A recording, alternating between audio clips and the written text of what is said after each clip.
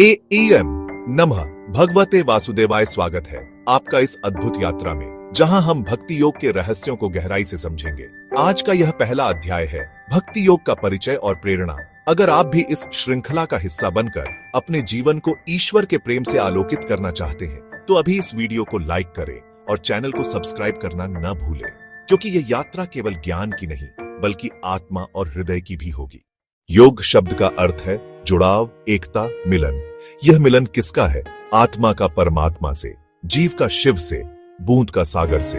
हम सभी जीवन में कहीं ना कहीं यह अनुभव करते हैं कि संसार के भोग, धन, नाम और मान, ये सब हमें पूर्ण संतुष्टि नहीं देते।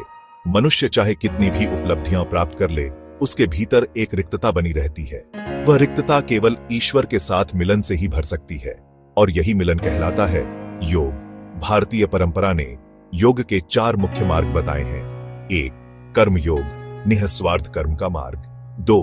ज्ञान योग, आत्मज्ञान और विवेक का मार्ग। 3. राजयोग, ध्यान, अनुशासन और मन के नियंत्रण का मार्ग। 4. भक्ति योग, प्रेम, समर्पण और श्रद्धा का मार्ग। आज से हम इस श्रृंखला में विशेष रूप से भक्ति योग पर चर्चा करेंगे। भक्ति योग का अर्थ है ईश्वर के प्रति प्रेम और समर्पण का मार्ग। यह ऐसा मार्ग है जिसमें तर्क, बुद्धि और जटिल साधनाएं नहीं, बल्कि हृदय की पवित्रता ही सबसे बड़ा साधन है।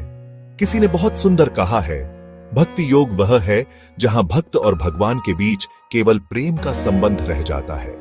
जब बच्चा मां के गले से लिपट जाता है, जब प्रेमी अपने प्रिय का नाम आंखों में समेटे रहता है, जब किसी भक्त की आंखों से आंसू बहते हुए केवल राम राम की ध्वनि निकलती है, वही है भक्ति योग। अगर आप मानते हैं कि प्रेम ही जीवन की सबसे बड़ी शक्ति है, तो अभी इस वीडियो को लाइक करें, क्योंकि भक्ति योग का आधार ही प्रेम है। अब आप सोच सकते हैं कि चारों मार्गों में से भक्ति योग को ही सबसे सरल क्यों कहा गया? कारण सीधा है। ज्ञान योग कठिन है, क्योंकि हर कोई दार्शनिक नहीं बन सकता। कर्म योग कठिन है, क्योंकि निःस्वार्थ कर्म करना आसान नहीं। राजयोग कठिन है, क्योंकि मन को पूरी तरह नियंत्रित करना बहुत बड़ा तप है।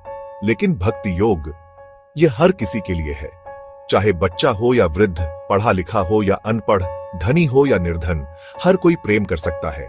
और यही भक्ति योग का सौंदर्य है। यही कारण है कि श्री कृष्ण ने गीता में कहा, पत्रम पुष्पम फलं तोय यो में भक्त्या प्रयच्छति तदहम भक्ति उपहृत मशनामि प्रयतात्मनः। अर्थात यदि कोई मुझे प्रेम से एक पत्ता, एक फूल, एक फल या जल भी अर्पित करता है, तो मैं प्रेम पूर्वक उसे स्वीकार करता हूं। देखिए, यहां भगवान को वस्तु नहीं चाहिए, उन्हें तो प्रेम चाहिए। भक्ति योग